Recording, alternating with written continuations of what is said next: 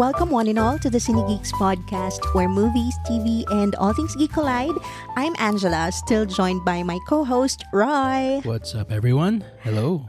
Hey! Hello. hello. For today's episode, we're going to talk about the following new releases already out now. Inside Out 2 from Disney Pixar, directed by Kelsey Mann, written by Meg LeFauve and Dave Hosteen, from a story by LeFauve and Mann, starring an ensemble cast led by Amy Poehler and Maya Hawke. And of course, Hitman from Netflix, directed by Richard Linklater, written by Linklater and Glenn Powell, based on the 2001 Texas Monthly Magazine article of the same name by Skip Hollandsworth, starring Powell and Adria Arjona.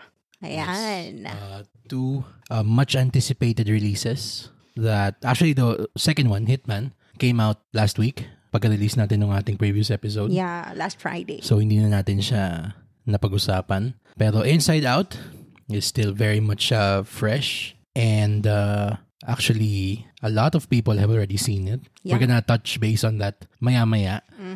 Pero before we continue, we would like to just take this time to remind everyone, please, who hasn't done so, to follow our pod wherever you listen to podcasts, like Spotify, Apple Podcasts, and YouTube. We're seeing on our metrics, and we love that a lot of you are listening to our Cine Geek conversations, pero we see that hindi masyadong madami ang naka-follow or naka-subscribe doon sa show. That's true. So we don't want you missing out on the latest episode. We don't just want you to hear what we have to say, but we also want to hear what you have to say about the movies that we are talking about. Exactly. And also set your players to automatically download our new episodes so you don't miss out on our fun Cine Geek conversations.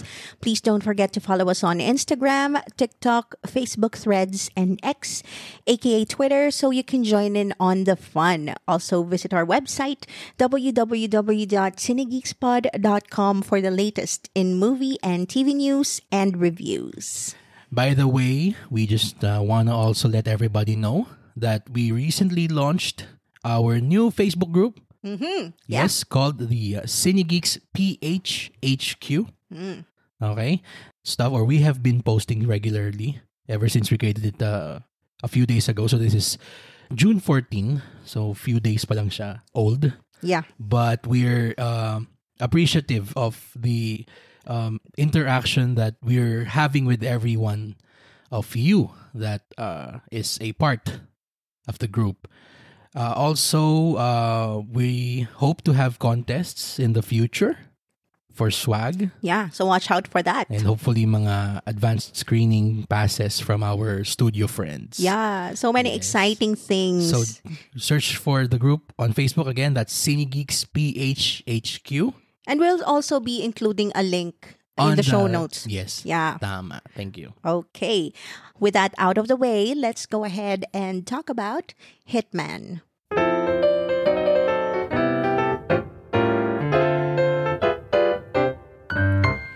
A professor moonlighting as a fake hitman of sorts for his city police department descends into dangerous, dubious territory when he finds himself attracted to a woman who enlists his services.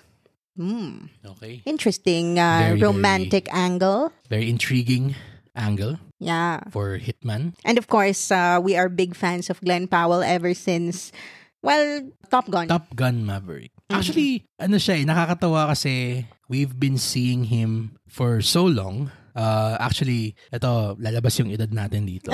Okay? First movie that he ever starred in, Spy Kids 3D, Oh Game my God. Over. So, tandang-tanda ko yan dati na ang tawag dito. Weeks ahead pa lang, bumili na kami ng ticket. Tapos namimigay sila ng mga 3D glasses na red and blue. Wow, yung red and blue Red 3D and blue glasses pa. Red and blue. Yes. And of course, ano siya, he's been this actor na you know his face, but hindi mo maano yung pangalan niya eh. Meron parang ganun eh. May isang actor eh, si taga-Disney din siya. Yung leading man ni Miley Cyrus sa Di ba Hannah si- Montana the movie. Di ba si MacGyver? Yun siya. Lucas Till. Lucas Till, yun. Tama. Parang around the same age as Glenn Powell yun eh, di ba? So mga ka-age natin na he's everywhere. Parang you've seen him in a lot of kid movies. Tapos hanggang sa, uy, matanda ka na pala, no? Nga pala matanda na pala tayo. Oo nga. Matanda na pala tayo. Pero yan, parang ano ko sila eh, na mistake ko si Lucas Till to Glenn Powell and vice versa. Kasi pala sila ng peg eh. And I won't be surprised if eventually malaman natin na they're fighting for the same roles. Na yun naman usually nababalita eh, pag magkapeg kayo. Yes. Anyway, let's go back sorry, nandito to tayo. Anyway, Glenn Powell first. Sige. Yon. So, since Top Gun and of course, yung this early 2024 release, Anyone But You, Yes. parang he's been making waves in the industry and for the right reasons. Oo. Kasi alam mo yung sobrang niyang cliche sabihin, pero meron siya nung leading man energy na sobrang rare makita in Hollywood these days, especially since we're so inundated with the parang casting based on characters and IP instead of movie stars matching with the right project. Yeah. So it's heartening to see that it's making a resurgence. It's having a renaissance, yung ganong klaseng aspeto ng parang matching movie stars with roles and not roles with actors. Yes. Kasi napaka-diverse nitong filmography niya. Kasi tinan mo, may Top Gun siya. Tapos bigla siya mag-Hitman. Tapos may Anyone But You. Tapos later this year, meron siyang Twisters. Yeah, we're looking forward to that. Diba? And then, parang, I don't know how I forgot this, pero isa siya dun sa mga astronaut sa Hidden Figures. Oh? Si John Glenn. Diba? So, John Glenn Powell. So, gabi yung versatility niya. And even yung kanyang parang dinadalang leading man charisma for this role.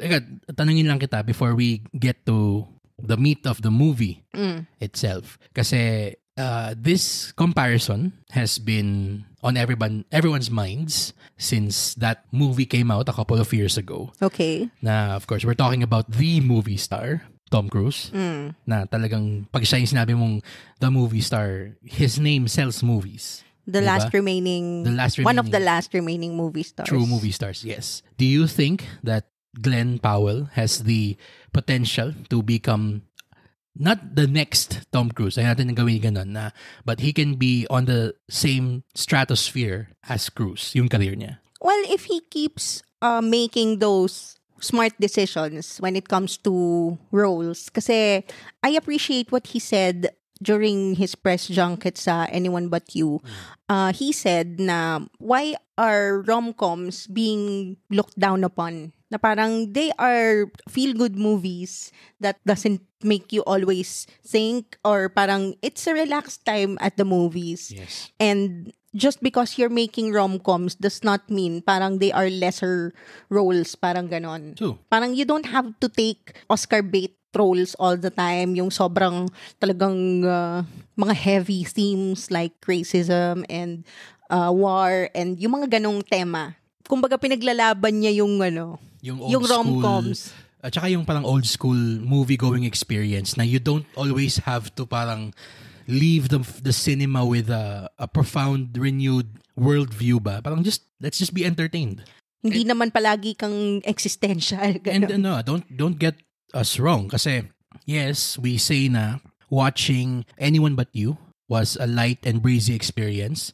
Pero we'd be remiss to say, or not to say, whatever, na it was if it wasn't parang one of the best written films of this year. Kasi it's a sabihin loose adaptation or parang based on, parang siyang inspired yon, tama. Inspired siya by Much Ado About Nothing by William Shakespeare. And yun nga nag-translate yung smartness and yung wit nung text ni Bard for the 21st century. Doon sa ginawa nilang parang pag-adapt or pagiging inspired ng kwento. Yeah. Nung Anyone But You. But yeah, let's let's go over now to Hitman. Yes. Again, we've been looking forward to this since last year. Yes.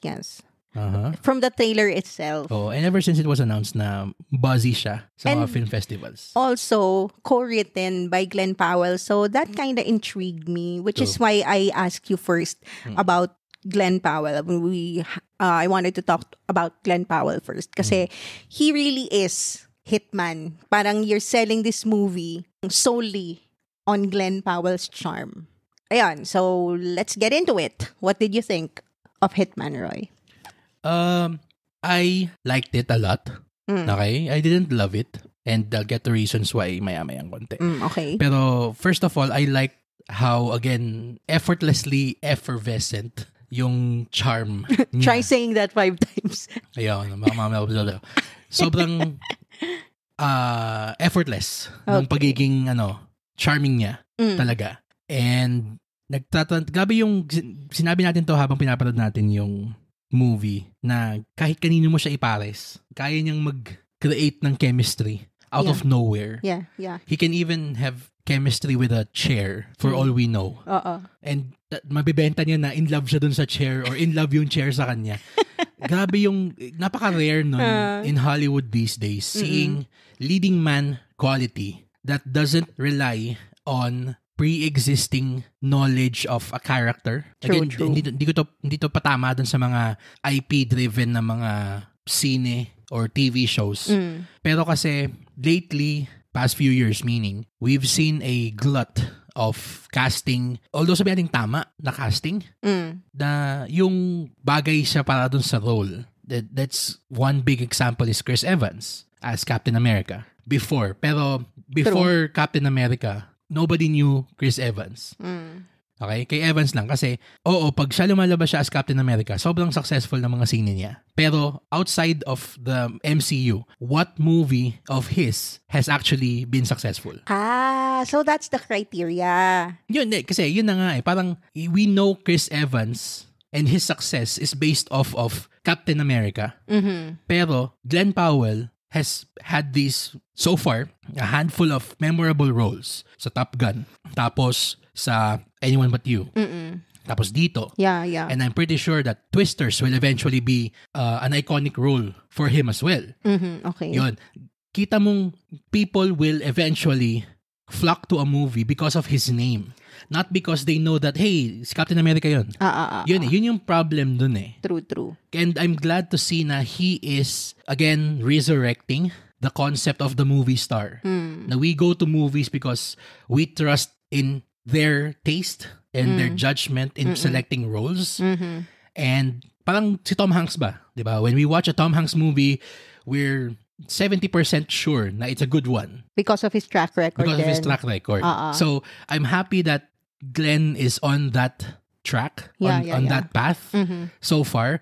Pero as far as the movie is concerned, medyo nakulangan ako doon sa script itself, especially doon sa parang resolution niya of the whole shebang. Yes. Kasi sobrang intriguing na nung point Ang ganda ng premise no? Ang ganda ng premise, oo. And parang for a Linklater movie, I've never seen him create something this parang wacky. Oo nga. Parang ang Kane Di ba siya si Boyhood? Boyhood, yan, exactly. And yung Before trilogy. Parang ito pa lang yung nakita ko na parang hindi coming of age or parang romance.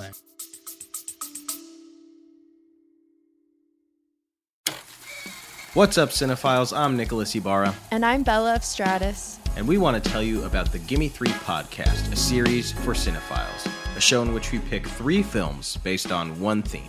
That's right. 3 films, one theme, like Gimme 3 movie musicals. Gimme 3 Michelle Pfeiffer films. Gimme 3 Pixar films. Gimme 3 reasons why you shouldn't listen to our show. That's not an episode, that's just a legitimate question. The Gimme 3 podcast is not just about expanding your watch list, it's about saving you precious time when you're endlessly scrolling through your streaming apps. So take 3 seconds and subscribe to the Gimme 3 podcast, a series for cinephiles. Oh, well, romance, pero hindi sobrang focused on the romance. Tama. Blended into the story lang yung romance. Pero it's not really what I would call a romantic film because it's not. It's a lot more than that. there's this crime angle. Ano nga parang I feel like this would be better as a TV show kasi para siyang case of the week kind of thing. Kasi Retta is here, Donna from Parks and Recreation, and Dupinder sa Deadpool. Yeah. So, you have these funny na kabanter niya na supporting cast dun sa team niya, dun sa police station. So, it can be parang psych, yung ganon. Kasi di ba consultant lang siya dun sa police department. And then, every case, iba-iba yung character na tinitake on niya. So, parang it can work as a TV show, as a series. May nag-guest sa natin. Garfield is saying he liked it din. Gusto niya, yes. Sabi ni Garfield, I like Glenn Powell. Masabi ko lang, sorry, mabilis lang. Okay. Sabi mo, part ng movie si Retta, Donna, for you Parks and Rec heads out there. May isang linya dito na napapost mo na ako kasi tawa ako ng tawa. Ang pangalan kasi dito is, di Glenn, is si Gary Johnson. Yun yung kanyang real name niya. Yeah. Okay. Pero yung isa dun sa mga alias na ginagamit niya is Ron. So parang natuwa ako doon sinabi ni Retta na parang parang something to the effect of Ron is the shit. Ron is sexy name. Parang ganon. Yeah, Ron Swanson supremacy. Yeah, yun lang. Anyway. Wink to all Parks and Rec fans. True. Hindi ako, yung Boyhood pa lang yung alam kong pinanood natin noon na talagang, hindi naman, ayoko naman sabihin na pangit siyang sine. It's a movie in a class of its own. And parang Linklater, kasi he's known for making these introspective movies about, na merong sobrang malaman na mga conversations. Profound Conversational films. Yeah. Marami ditong mga sequences na puro usap lang. Tanungin kita, okay? Kasi there are two other writers or writer-directors that come into mind with that specific kind of parang MO, kumbaga, sa script nila. Okay. When comparing Linklater's movies to, let's say, Aaron Sorkin and Quentin Tarantino, two other creatives na sobrang reliant on conversations and it being parang lyrical and parang mano sa tenga, how would you place Linklater in terms of yung sa kanyang parang yung mga scene niya? Excluding this one. Actually, including this one kasi the sequence I'm talking about is yung sa start ng film, nung parang kinakausap niya yung una niyang target ni Gary. Okay. Na ang haba, parang mga 5-6 minutes yung usapan nila. And it's just them talking. Walang background music, wala. Yes. Yun. Pero I'm asking you this, why? Kung ano yung parang pag ipi-place mo siya sa kanya. Kasi mamaya, I'm gonna tell you then kung paano ko siya ipi-place din si Linklater against those two or i-compare. Okay. Ikaw. Linklater for me is the more profound yet simple philosophies in life. Coming of age or parang a long-term relationship. It's very subdued and understated when it comes to Linklater. Si Aaron Sorkin kasi is very balagtasan, parang kang nasa teatro, ganon. Feels a lot like a stage play. True. And then the third one being Tarantino is parang more on shock value and sobrang edgy screenplay and script na to the point na parang you are taken aback by how unpredictable the next lines would be. Okay. And the next events. Napaka out of left field palagi kapag si Tarantino. And very gutsy nung kanya. Napaka unhinged and sobrang tapang. Brutally frank. Ganon. So yon, parang si Linklater para sa akin yung pinaka-tame. Parang napaka-slice of life niyang magsulat. Oo, parang yung indie na feel. Yan. Very introspective nga, subdued, understated, quiet, profound realizations in life. Parang reflections and meditative. That's how I would describe his movies. Outside from this one. Kasi parang ito mako-compare ko siya kay Ridley Scott Napoleon. Parang ganun, napaka out of character bigla. Well, napaka-random nitong movie na to nung latest outing dun sa previous track record nila. Well, I guess can attribute that aspect of the film. Yung sinasabi natin parang yung wacky, zany energy niya. Dun sa parts na sinulat with Glenn Powell. Kasi, ito yung part na sinasabi ko na medyo napaisip akong immediately of the comparison between the three of them. The three parang screenwriters I know that are heavily reliant on dialogue-driven films or TV shows, whatever. Yeah. Kasi dun sa unang part, yung first conversation nga that I was referring to earlier, personally and Linklater fans, my apologies in advance. For me, ang hinahanap ko sa film when listening to the dialogue is yung may konting flash, yung may konting pizzazz, may zingers ng konti. Na yung ramdam mo yung energy nung balitaktakan. Parang may tension ng Parang konti. may tension ng konti. May energy na nagbabubble from how many or so people yung nag-uusap on screen at any one time. Okay. Kaya yung doon sa yung first conversation na yun, buti na nga lang na the energy went up from there. So I appreciate that. Pero being na yun yung unang-una na parang introduction natin to what Gary does and what Gary will do for the rest of the film. Medyo parang ang limp nung kanyang intro doon na sana nag-inject ng konting buhay doon sa doon sa parang pag-uusap nila na yon. Konting impact. Parang wow factor. Parang ganon. yung kung paano yung usapan ni Hans Landa at saka nung tatay doon sa simula ng Inglourious Bastards. That's how you open. Yun, talagang masterclass in introducing a character. Wala tayong alam sa kanya at all. Pero based doon sa dialogue niya, inflection, intonation, everything, the delivery, alam mo na agad na, okay, this is not a man that we F with. Diba? Eto dito kasi parang medyo dinadaan doon sa sinasabi na yung profundity is that a word? Profoundness. Profoundation. Profoundation day. Yung pagiging profound ng characters is coming from the words. We're not seeing it from the character. Maybe I feel like what you're trying to say is literal niya in the aspect of the story. Walang subtext. Yung exchange nila. Yun.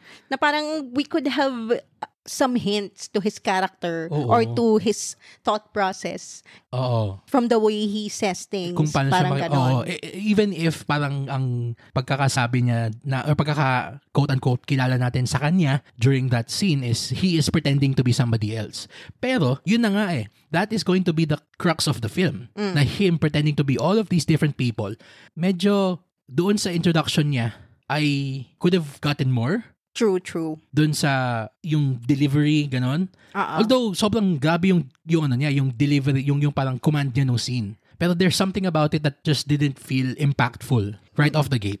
Yeah, I get that. You know why? I think dahil kaka-introduce pa lang sa atin ni Gary Johnson. Okay. We want to see who Gary Johnson is first. True. And then, saka mo makikita yung pag-flip niya ng Gary Johnson into something entirely and completely different. I get that. Sige. So, parang gusto muna nating makita, di ba? Parang ang bilis pa lang nating nakita si Gary Johnson na how he carries himself, his posture, his parang inflection with the way he talks.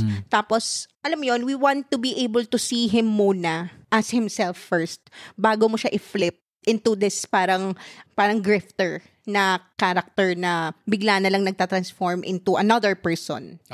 Yeah, ganon. Maybe masyadong rushed yung introduction or hindi lang talaga nila masyadong binigyan pa ng konting kick. Yun kasi parang I was looking for siguro something to hook me agad. And na parang ito, na pinili na natin siyang panoorin because again, it's Glenn Powell. So you got my left foot in the door na. Siguro I was looking for something to get my other foot inside the door pa to be sold. And eventually the movie does give us something to Pero yun na nga parang we gave this movie a chance because we really wanted to see the whole thing. Paano kung halimbawa maraming mga ibang nanonood na dun pa lang sa usapan na yun mag-turn off na dun sa film. Especially since this is on Netflix. I mean, it was still funny, pero medyo hinahanap kasi natin since this is the theme or the genre of the movie. Automatic ang gusto nating makita is yung mga Tarantisms. Yeah. Pero unfair naman yung i-ask from Linklater because he's an entirely different director. He has a different style. Pero kasi yun yung subject matter niya It's about a guy pretending to be a hitman who is suddenly hired to be a real hitman. So, tama ka that concept lends itself to so many Tarantisms agad-agad. Tama, di ba? Di ba? So parang that's where our mind automatically goes. But Oo. it's unfair to Linklater to, give him that kind of pressure na just because we expect Tarantisms. Syempre, signature pa rin ni Linklater yung subdued, Yung di ba nga? malumanay na usapan. We Oo. still, I appreciate naman that we touched upon the concept of super ego and id. Kasi parang yun yung gusto niyang sabihin. Although, Ayun. Oo, sige. Let's transition over into that na. And yung sa start yun na nga, sabi natin na medyo could have used a bit more punch. Yung pagsimula ng sine. Eventually, the movie does find its footing. Yeah. Okay, don't get us wrong. It does. So, in a very good way actually. sensible way. Way din siya. And, Sensible does not always mean exciting, pero at least it makes sense. Oo. Well, true. Pero yun na nga, yun. Eventually nga, kasi he's a psychology professor ba? Tama? Philosophy yata. Philosophy professor, si Gary Johnson in the movie. And tama yun na, yung naging focus ng film is parang the identity that we have versus the identity we create for ourselves. Yes. Yan. So Yun yung parang, thesis statement talaga. Yung sine, oo. And yun nga, nakakatuwa na meron nga yung mga pusa. Si Gary, na pangalan si Id, at saka si Super Ego. Oo. Ba yun? Which means he is ego. He's the ego. Oh, yeah. So, yun yung ano niya. Ano yung sabi nun na id is your wants, your subconscious wants and desires. And your super ego is parang the one, your sensible self, parang preventing you from doing weird shit. Tama ba? Or baliktad ba ako? Wait. Sige. Id is the primitive, impulsive part of our psyche. Okay? Ego is the rational, Tama. So, tama. Yan. rational conscious side. Tama. Okay, yan. So, yan. So, morality basically, si super ego. And si id yung parang... Moral component of the psyche is the super ego. Yes. So, in terms of how the movie meditates on this, I think it did a great job naman. Yun, doon naman pumasok yung strength nung pagiging subdued nung Anong parang- profoundness ni Linklater? Oo. Kasi, eventually, nagkaroon siya ng parang yung moral dilemma niya na parang, wait, okay, I'm just pretending to do this, pero now I have this woman who essentially actually needs what I'm pretending to do. It's funny nga kasi, again, we found a common theme in our two movies that we are discussing in this episode. Ay, It's about shucks, ano? identity. Oo, ano? Diba? Yeah. It's about your sense of self. That's So, in its philosophical sense, satisfying yung story na ginawa ni Linklater. Uh-huh. I just don't think that romance and comedy is his strong suit. Sino? Linklater. Romance and comedy. Romance ang before trilogy. Yun nga. Yung comedy side siguro. Well, Although I think yung comedy side parang mas more galing kay Glenn Powell yon. Wait Kasi lang. well, he's the he's the protagonist. siguro not to say na yung comedy kasi siya din yung School of Rock eh. So isa sa mga classic comedies yan. I'm guessing siguro what we're trying to say here is yung pag dumalabas na siya dun sa darkness ng tao. Kasi pag tinignan mo yung sa filmography ni Richard Linklater is very, very parang, are we good people? Parang, what does it mean to live life? Parang, what does life have in store for us? Especially, Boyhood. Isa sa mga pinaka-ano niya, well-known niyang gawa na parang talagang sinundan niya yung buhay nung bata growing up. Shucks. And of course, yung Before Trilogy, yung ligawan, yung pagiging sila, tsaka yung married life nung si Ethan Hawke tsaka si Julie Delpy. Yeah. Pero, yun na nga there are films that are tailor-made for parang specific kinds of creatives. And I don't think na a very dark, very, very dark parang subject matter brings out the best in Richard Linklater. True. Yun. Yeah. Siguro yun yung hinahanap natin kasi usually sa mga gantong genre movies, yun nga, we expect Tarantisms and there is darkness in his comedy. Oo. Meron siyang irreverent type of... Oo. Kasi ano mo ito, parang kung masasabi natin in terms of comedy na kay Quentin Tarantino, siya yung comedy na parang may sungay eh. Yung parang may knowing evil grin eh. Yeah. Yung mga comedy kasi ni Linklater is all about growing up. It's the ups and downs, the highs and lows of finding out who you are. And it's very appropriate dito sa Hitman kasi part of the film is Gary Johnson finding out who he really is eh. Pero kasi kailangan balansehin nung sine yung who Gary Johnson is versus the darkly comic subject matter of him pretending to be a hitman. Because it does get dark. Hindi Diba? na pwede kalimutan yun eh. Kasi yun yung quote-unquote parang kwento ng buhay nung subject matter natin. So, bakit hindi natin pwede i-forsake yung one aspect of his life para lang mag-focus dun sa mas quote-unquote meatier aspect ng sine. Yeah. So, we're seeing na this film has 97% on Rotten Tomatoes. Audience score. Hindi, critic score. Wow. And 8.1 on Metacritic. So, Impressive. parang, to be honest, sa akin, parang saan banda? Parang na-carry lang talaga ni Glenn Powell. And dun Yung charisma niya. Yun, and doon tayo babalik sa ating original thesis statement na kung bakit successful tong scene to. Yeah. This movie lives and dies on With the Glenn shoulders Powell. of Glenn Powell. Yes. True. Kasi doon naman sa yung chemistry nila ni Adria Arjona. Adria or Adria? Adria Arjona. Sorry if I pronounced that incorrectly. Siyempre, yun na nga eh. Hindi pwedeng one-sided ang chemistry. Hindi pwedeng parang Brad Pitt na you just make the ladies swoon. Dapat you're going to have to make the lady killer swoon as well. Yeah. So, Adria ably matches him naman in that aspect. Yeah. And actually, I actually liked her performance here kasi parang siya na lang yung nagko-contribute doon sa darkly comic aspect nitong sine. Yun. Siya yung source nung darkness in the story eh. Yeah.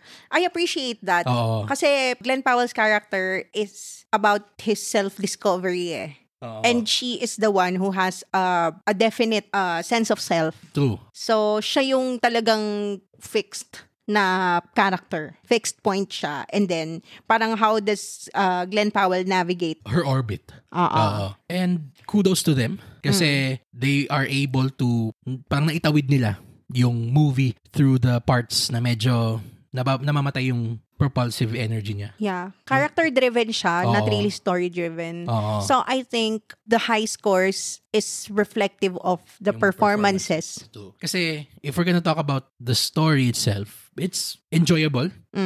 You can it's one of the better offerings on Netflix talaga, and we're not just saying that just because It's funny din it's naman. funny, pero the way the story ends left us parang scratching our heads. Kasi parang, okay, we're building up to this climax. And then, the movie just sort of ends. Talaga. Yeah.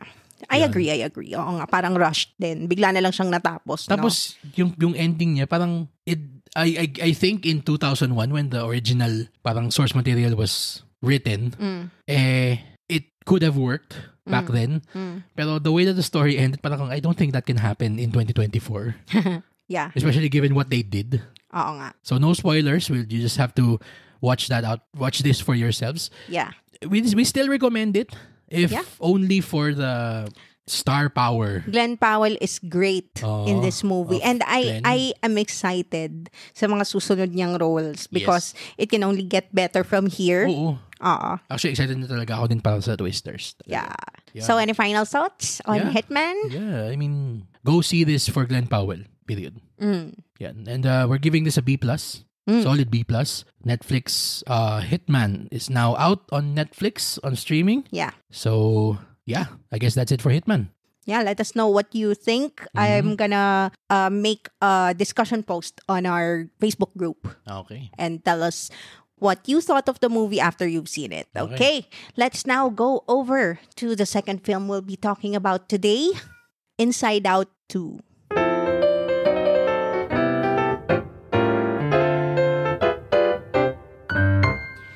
Teenage Riley's mind headquarters is undergoing a sudden demolition to make room for something entirely unexpected.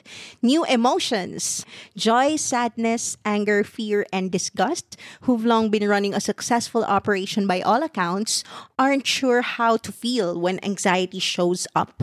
And it looks like she's not alone. So our Riley girls all grown up. Yes. So, it's been 9 years. 9 long years. Grabe. Diyos ko Mariosep. Ano siya? BC. 9 9 years. 9 BC, tama. Before 9 COVID. before COVID. Yeah. And, anong Una, sige, let me ask you this. How was your experience watching the first Inside Out movie? Ako personally, I really liked it a lot, yung una. Okay, I didn't love it as much as everybody else did.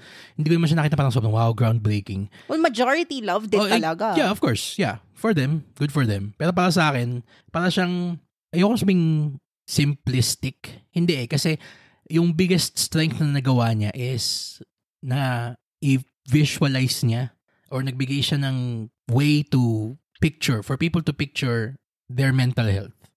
Or how their mind works. Or how their mind works.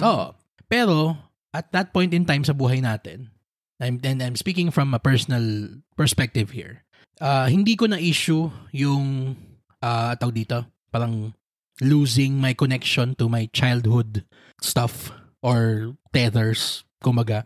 Like, yung kay Riley was yung kay Bing Bong.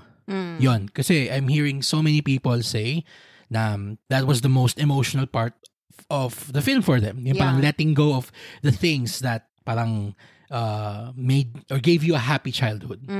So, ako naman, wag na nating gawing parang maalaala mo kaya tong episode na to. Pero, hindi naman necessarily ganun yung childhood ko. So, wala akong parang mga stuff that I clutched onto even into my 20s that reminded me of my joyous 10 years old years. Wala akong ganun eh. Okay. Kaya, doon sa Inside Out 1, I liked it a lot. I didn't love it. Now, this one, Inside Out 2, I loved it so much. Okay? And, let's get this out of the way na lang kasi I've been hearing this conversation, or we've been having this conversation with some of our movie friends before watching this. Hindi dumaan yung real time or years from 2015 to 2024. So, in 2015, Riley was 11, yung first one, and then dito, she's 13. So, 2 years lang. 2 years lang. And she's entering puberty. Yan. Now, what I loved about Inside Out 2 is how it depicts the more complex emotions, specifically anxiety. And I guess you're gonna say na anxiety is one of my new favorite characters here, and you're right. So siya yung pinakagusto kong bago dito. Kasi the more you get older, it's not about joy, sadness, fear, disgust, or anger eh. Yung mga ganong emotions mo are more driven by more complex stuff. So, or you become happy because of, siguro, you overcome your anxiety. Or you become mad because you're anxious about something. Yung ganun eh. Yun yung, ko dun sa una eh. Napaka parang primary colors niya ba? Dito, meron tayong secondary colors na nakikita. Yeah. And the way the movie handles or shows the struggle with coping with these new emotions that even us in our 30s, dala pa rin natin yung ganong, sila yung parang nasa driver's seat, kumbaga. Napaka-profound niya. Ang dami mga linyahan dito na talagang sobrang, hey movie, inaaway ka ba namin? Ba't mo kami ginaganyan? Actually, I like what you said about the colors of the basic emotions. Let's call them the basic emotions, yung first 5. Kasi it's true that they are the prime colors, kumbaga. And then the 4 new emotions that we meet, they are combination of the colors of the existing ones. Yes. Diba? And let's mention them. There's anxiety, envy, ennui, and embarrassment. Ennui is what you call the boredom. Yeah. And comparing lang din to Inside Out 1 and 2. Inside Out 1 tackles more, for me, ito yung takeaway ko doon. It's true that people really were parang affected by Bing Bong's character. Pero for me, it's more parang when you are a child, there's very simple emotions that you feel. True. And because of the innocence, diba? And they are really just driven by the emotions itself. Kasi wala pa silang critical thinking. They just feel. So this time around, now that Riley is a teenage girl, kumbaga, naha-hijack na yung emotions niya by these other stuff na, that's where anxiety kicks in. Parang, I love that all her emotions were shut down when anxiety arrived. Because that's basically what happens when you're anxious, diba?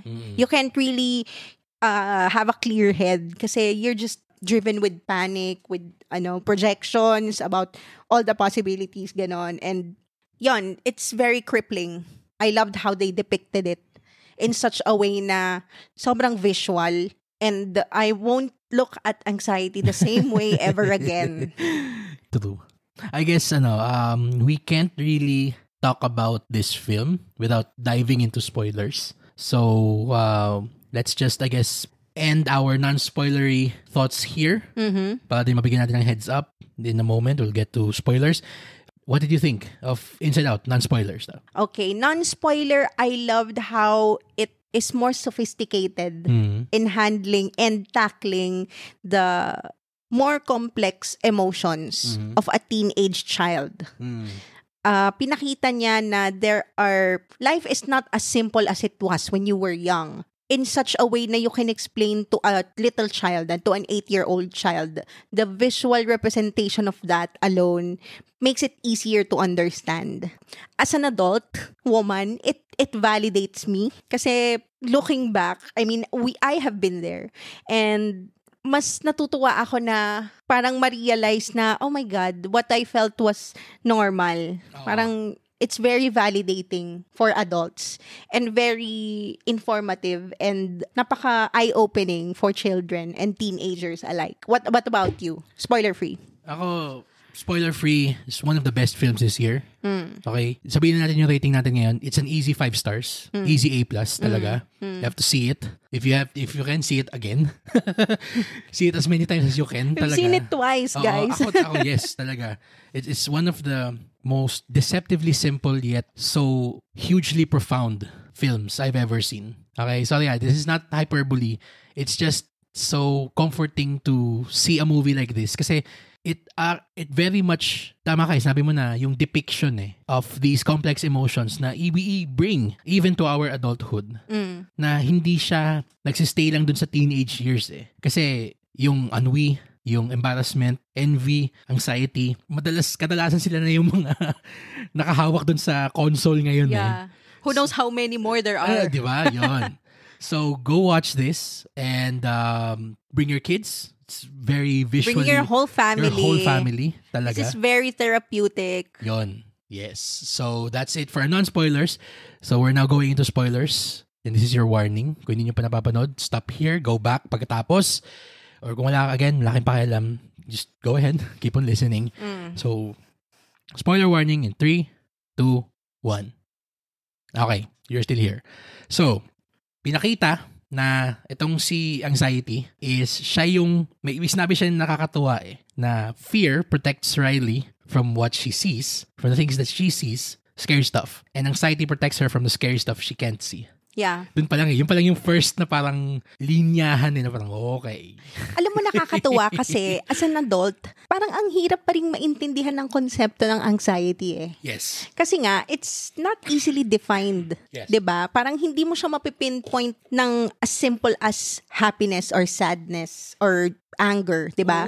Hindi siya ganun kasimple. It's a combination of a lot of things. And this movie, parang na-clarify din sa akin what anxiety is. Parang in the face of a huge change in your life, yung uncertainty nun gives you anxiety. And when your anxiety kicks in, ano yung mga nangyayari in your mind, 'di ba? And then there's, yun, tama ka dun. And then there's also the concept na pinakita din dun na ito, isa sa mga nagustuhan ko talaga, yung nag-level up yung mga visual metaphors na ginagamit nila. I don't know if we saw this. I don't remember seeing it on the first one. Yung, first off, yung belief system.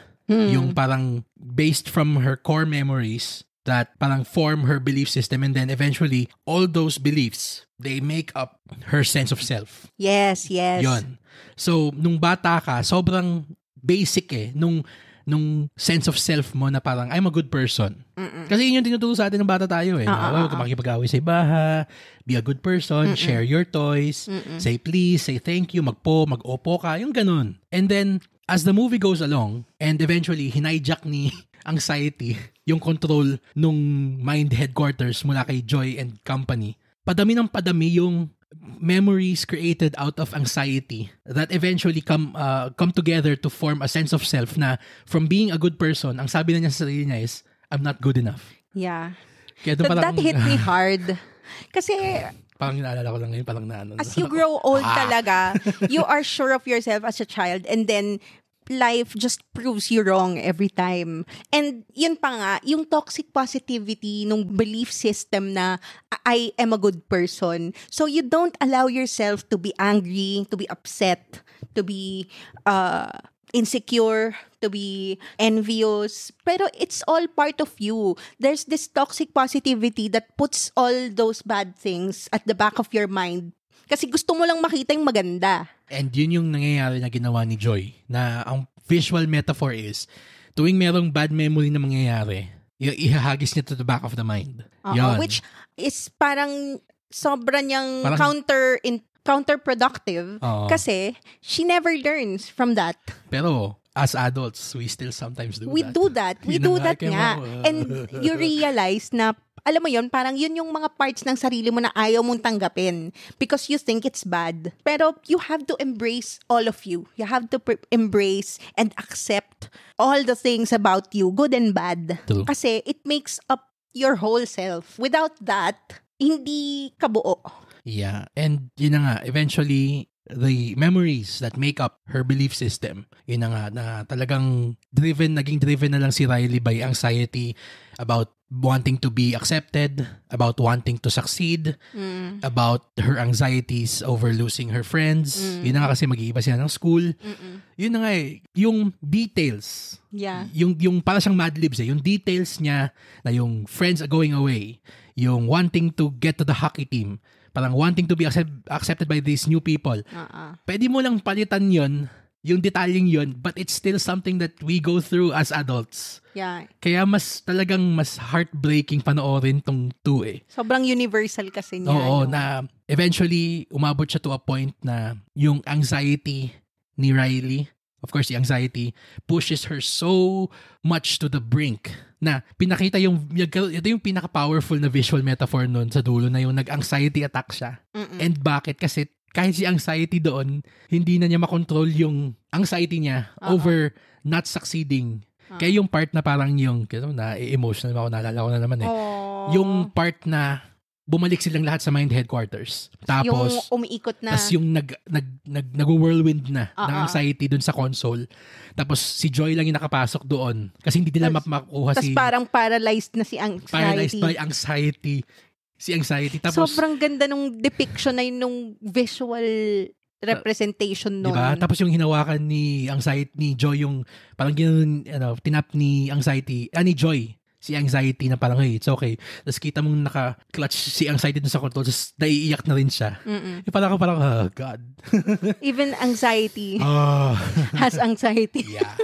See, again, I'm getting emotional just thinking about it now. Pero yun, parang siyang sobrang niyang real It's so real how parang it's so simple, yet it's so real na you sometimes there are instances where you're just paralyzed by anxiety and your actions are dictated by parang how anxious you feel about where you are in life, yung success mo, yung kung saan ka pupulutin kinabukasan, kung yung mga taong nakapaligid sa'yo parang will they still accept me the same way they accepted me today?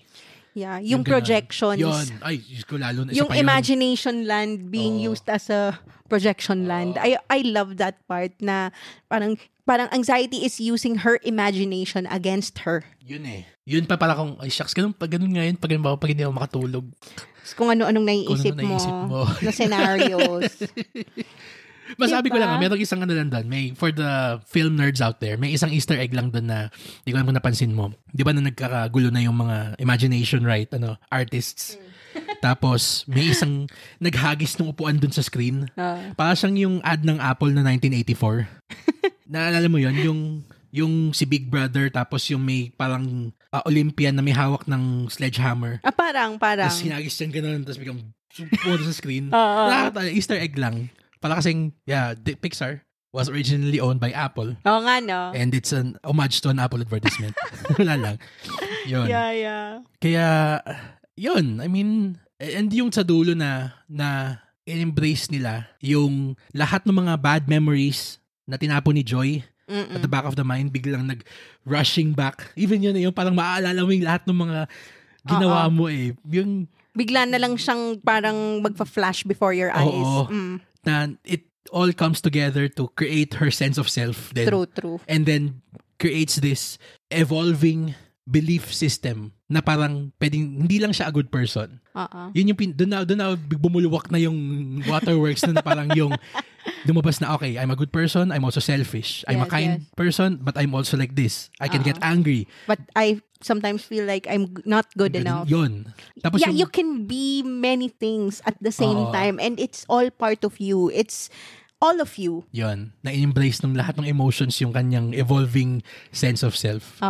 Parang siya, nakaka-validate. Napaka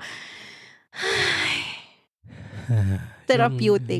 Yung makita mo na the world, parang it's funny because the world says na you have to be this one thing lang. Always. Hindi ka na pwedeng maging parang complex individual kasi you have a quote-unquote role to play in the world. Yeah. Pero yung visual representation niya na parang, no, you can be so many things and that many things can be you. And you can embrace all the things that become you. Hindi siya parang, wala tayong side natin na parang hindi pwedeng maging side natin. Kasi parang, ay, baka magalit sila pag nagiging galit ako. Or baka ma-turn off yung mga tao kapag magpakita ako ng selfishness. Hindi ka magiging kompleto kung hindi mo i-embrace and i-accept yung all parts of you. Good and bad. That is true. Yun. Parang, as an adult, it's tama ka, therapeutic, validating na yung pinapakita niya na, yeah, all of the things, even the things that you don't like about you, is part of you. It's part of you. And that's what makes you you. Okay. Ano yung mga pinaka-favorite mong mga lines? Oh my God. Ang dami. Pero ano yung mga pinaka-memorable sa'yo? Memorable line? Memorable siya kasi hindi dahil sa parang hugot siya or what, pero yung naging reaction ng lahat ng tao nung sa advanced screening natin. Sabi ni kasi andun na sila sa back of the mind. Tapos parang nag-give up na sila. Tapos biglang sinabi ni Joy na parang, I guess that's what happens when you grow up. You have less joy. Parang lahat ng tao parang, oh God, movie? Inaaway ka ba namin? Inaano ka? Grabe. Mapanakit na movie. God, ikaw ano sa'yo? Ako naman yung favorite part ko doon was... Or line? I think yung favorite line ko was when Joy finally admitted na she's delusional. Because to be that positive all the time, you have to be delusional, diba? And favorite part ko din siguro when Joy broke down finally. Parang she allowed herself not to be happy for once. True. And nagkaroon din siya ng parang reckoning na it's actually bad for Riley to forget the bad things that happened to her. It's not protecting her. True. Parang Len, kapag when we say na parang kids get coddled so much these days, 'di ba? Na parang with the parang reasoning na pinoprotect sila ng parents nila. No, you're not protecting them. They're not learning. They're not making mistakes, therefore they're not learning. Yan. So, kailangan magkamali ka. Kailangan din ma-realize mo yung lessons from those mistakes. That's true. So, that's part of who Riley is. And, yun nga, you can't be happy all the time. There's acceptance, yes. Pero yung pagiging happy and binabrush off mo palagi yung mga negative feelings mo, that's actually, yes, delusional. Tama. Yes. Okay. So, I mean, we've already given our rating and recommendation for this. Loved it so we much. Loved it so much. And I can't wait to buy this on Blu-ray. Kala ko see it again for a third time eh. Yun na nga eh. Alam ko ngayon na. Okay, limit mo na is second na ulit. Pero ito yung sobrang rare na Disney or animated na gusto kong i-adagdag sa collection ko. Pero this has a place there. And I'm excited for Inside Out 3. Alam ko hindi pa siya announced, pero alam natin lahat na magkakaroon kasi this is going to make a boatload of money. Pero yun na nga kasi mas dapat mas heightened pa yung emotions pa. Pag tumanda pa siya. So parang kung ito, mapanakit na to, malamang pag tumanda pa siya. At ma-inlove siya. Parang fuck you movie. Mag-overdrive lahat ng emotions. Lalo na si anxiety. Ano siya, kung dito parang sniff-sniff pa lang tayo tapos mugtumata pagkatapos, baka pagdating sa Inside Out 3, parang ng How to Train Your Grandma. How to Train Your Grandma. How to Make Millions Before Grandma Dies. AKA How to Train Your Grandma. AKA How to... Ayoko pa hindi ako sabihin, wag na. Tayo.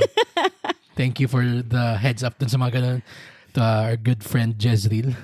Ayun, hanggang ngayon medyo parang dinidecompress ko pa rin yung sarili ko dun sa we really love talking about it with anyone who's seen it. Yes, we do. Ang sarap pagkwentuhan yung tema nung movie. And I guess that's it for the 2 main event flicks for today's episode. We now go over to our new segment, which is a newish.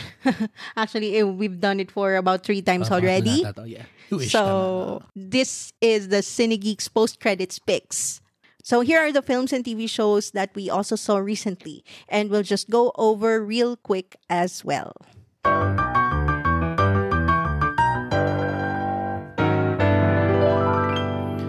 Okay, so for this week's edition of the post-credits picks start, we are watching currently the first 3 episodes currently available on Disney Plus Philippines of Clipped, CLIPPED, Clipped.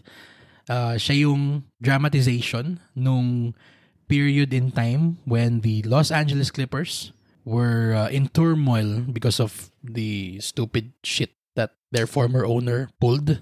Yung si Donald Sterling. And this miniseries is told from the perspective of one Doc Rivers. So I was a huge fan of this iteration of the Clippers. Siguro mga 11 years ago. Yeah, I remember.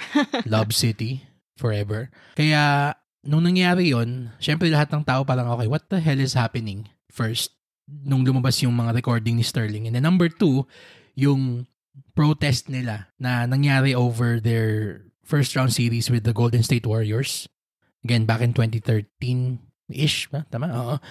So, nakakatuwa kasi parang na recontextualize yung lahat ng mga events na nangyari during that period in time, in the franchise's history. We get to see parang the perspectives of the main personalities involved in the story. And by the way, this is based on the podcast by Ramona Shelburne on ESPN. Ooh. So, I think, let me just confirm yung pangalan niya. I think it's a Sterling Tapes ba yan? Yan. Kaya ang nangyari, yung nangyari ngayon is, pinapakita niya na kaya ganun ka parang on his or at his wit's end. Si Doc Rivers lagi. Doon mga panahon na yun kasi para siyang sobrang na niyang puno na doon sa kalokohan ng owner niya or former owner ng team. Yan, The Sterling Affairs, yung pangalan ng podcast ni Ramona Shelburne. For fans of the NBA, this is worth a watch. It's not as good as yung Winning Time nung sa HBO, yung sa Lakers naman. Pero kasi iba yung source material kasi nun dito eh. Mas parang news reporting factual itong sa Clipped. Yung doon sa Winning Time, mas more parang anecdotal. Parang may pagka-true crime nga yung dating nito. Doon dito. Oo, tama. 3 episodes so far. According to IMDb, it's gonna have 6 episodes. So, I'm liking what we're seeing so far and I hope it sticks the landing. Yeah. Okay, next we have The Boys. Yeah. Season 4, episode 1 and 2. And we attended the special screening event of Prime Video. So thank you for the invitation. Thanks for having us. The Boys, season 4 opens where Gen V ends. Okay. So I love that they tied it in neatly dun sa Gen V and dun sa The Boys season 3. Okay. We see Homelander still his very much crazy maniacal self. Without dropping spoilers, mas medyo politically leaning na tong storyline thus far. Kasi we're following Victoria Newman and yung result ng election. And of course, all the political shiznits that's happening behind the scenes. Kasi sobrang dami. We also see Starlight as just Annie January. So she's dealing with her new life as just a civilian. She left the Seven. Okay. Yeah. And of course, Vought scouting for new members. Kasi 4 na lang sila. And the power play that happens now that konti na lang silang parang lucky ni Homelander. He kinda gets bored with them. Okay.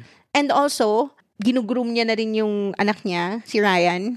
To be a member of the, or to become a superhero then. Or to be the Homelander 2.0. Okay. Yeah. So, ayun, maraming mga twists pa rin. And, well, I think this is not a secret naman, but Butcher's health condition is getting worse. Oof. And yung dynamics din ng boys. There's a new storyline for Frenchie na hindi ko in-expect. So that is gonna be quite a shocker. Kasi ako nagulat ako personally. Siguro yung mga nagbabasa ng comics hindi na kayo magugulat. Pero I was taken aback by that. I did not know na meron palang ganong element to it. And it's getting exciting. I have only seen 2 episodes, but I think 3 episodes are out now. Today. So, make sure to watch Gen V first kasi I think they will be including 2 of the characters in Gen V. Okay. So, it's really, it's important that you know them from the events of Gen V. Instrumental, sorry. Yeah. They're very instrumental to The story. story moving forward. So, yon, importanteng makilala mo sila dun sa Gen V and their character arc. Kasi maraming nangyari dun sa mga characters na yun sa Gen V. So, yeah. Very promising. And they also announced that this is the penultimate season. Season 5 would be the last season of The Boys. Ooh, okay. Yeah. So, be sure to watch your recap videos before seeing this one. Okay. So, yeah, for the last film that we also saw recently, I'm gonna try to make my thoughts as concise as possible. Hopefully. We saw Fruitcake, one of the new Filipino films that came out this week as well. Quick thoughts lang. Yeah. I didn't like it. It's not good. Yan. Baka may masabi pa akong iba kasi yeah, we've been thoroughly discussing this interesting film with our interesting. friends. Interesting is putting it lightly or positively para hindi tayo ma-delist. Why? You can say what you thought. You can say what you think, honestly. Kasi ako, honestly, I did not like it because it doesn't have a thorough line story. It doesn't have a story. It doesn't have a protagonist. Sobrang labo-labo ng kwento. Yung mga characters are all just one-dimensional. And they're stereotypes. They are stereotypes and they tackle very sensitive issues. Tapos, binabrush off lang nila as a punchline. So that was very insulting to me. Ayun, medyo, I don't know. It was not very well written. Not very well. It wasn't written at all ng maayos. The only positive thing I can say about it was Alex Diaz and Marcos's part was quite funny. Although I still did not like where their story arc went.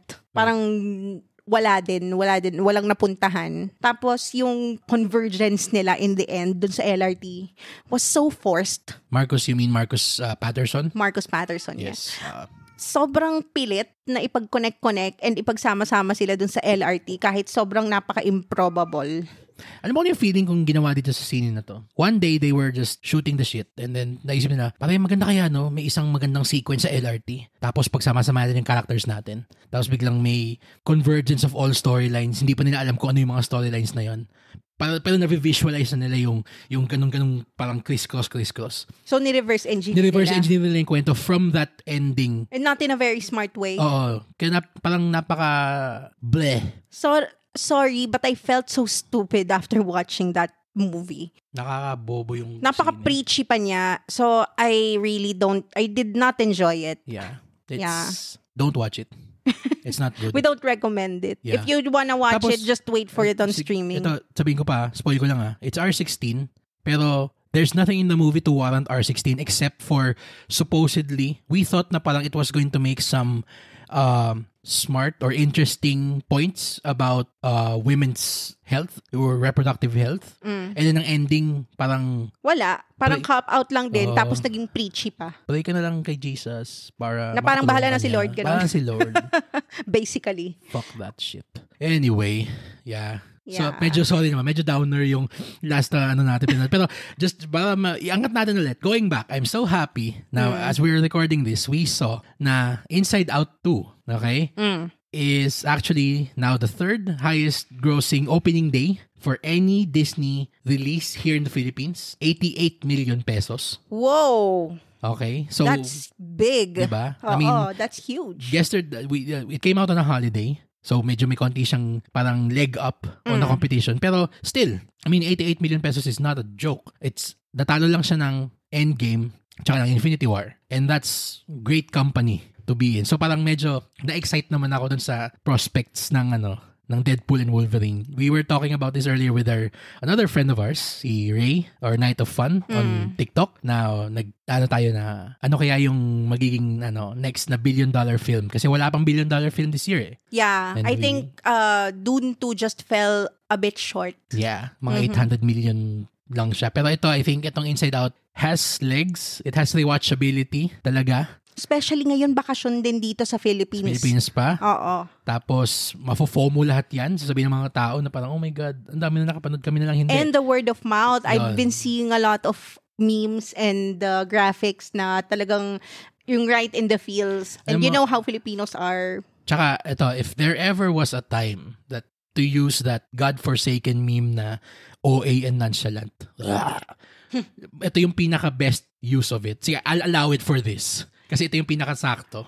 Pero alam mo, nape-predict ko na parang ang magiging pinaka-misused word na naman is ennui. It's what you call the boredom.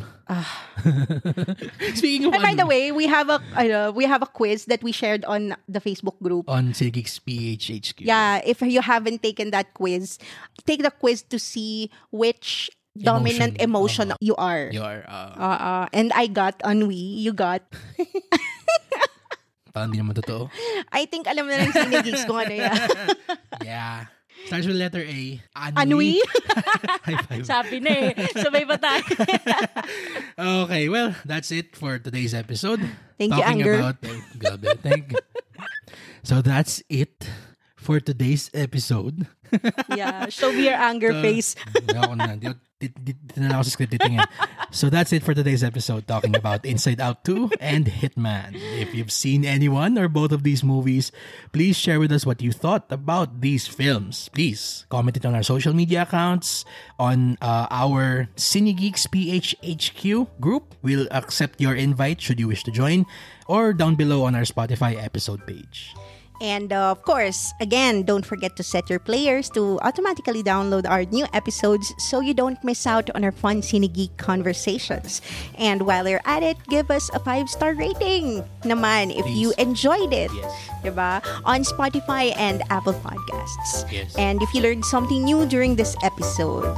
By the way, we'd like to thank Walt Disney Studios Philippines and Prime Video Philippines for inviting us to the special advanced screenings of Inside Out 2 and the first 2 episodes of The Boys Season 4. But as always, the studio and distributor of the film and the show weren't given any creative control or editorial approval of this episode. They are hearing our review for the first time, same as you are. Alright. For my co-host Troy, this has been Angela. Thank you for listening to the Cinegeeks podcast, where movies, TV, and all things geek collide.